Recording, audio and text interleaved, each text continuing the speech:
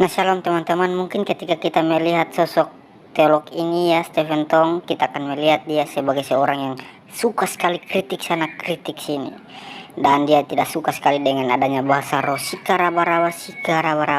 Namun kali ini Mimin akan menunjukkan bahwa ternyata Stephen Tong bukan anti bahasa roh, namun dia anti dengan manifestasi yang tidak alkitabiah. Karena ternyata Pak Stephen Tong sendiri pernah mengalami bahasa roh, dan itu sangat alkitabiah. Mari simak videonya.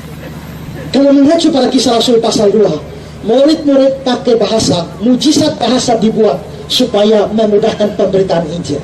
Saudara, satu pengalaman yang dibagikan oleh pendeta Stephen Tong waktu dia KKR di Rusia. Waktu itu komunis berkuasa, sehingga mereka tidak bisa acara KKR di luar seperti ini. KKR-nya di gedung-gedung bawah tanah. Lalu orang Rusia hadir tidak ngerti bahasa Inggris. Stephen Tong tidak tahu bahasa Rusia, hanya bisa bahasa Inggris.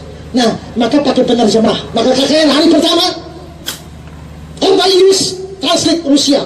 KKR kedua, khotbah bahasa Inggris, translate Rusia. Hari ketiga KKR sudah mau jalan, mau khotbah, tunggu penerjemahnya tidak ada. Di mana?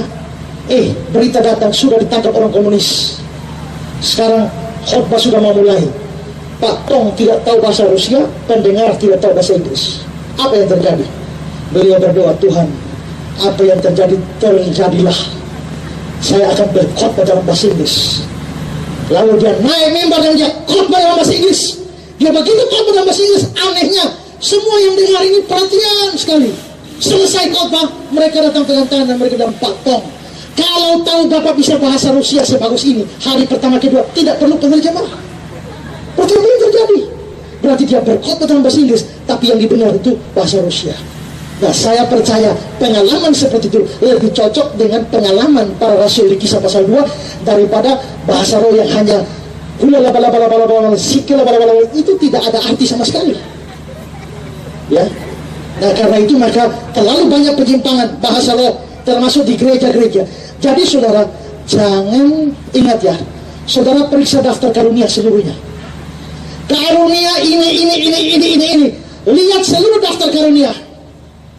Dari semua daftar karunia, bahasa roh dan menafsirkan bahasa roh itu paling terakhir. Paling terakhir. Kenapa dua-dua paling terakhir?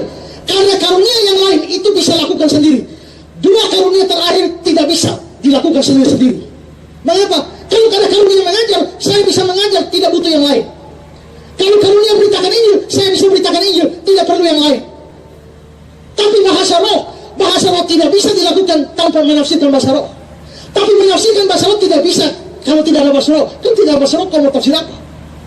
Maka dua karunia ini itu berdempet dan diletakkan pada urutan yang paling akhir.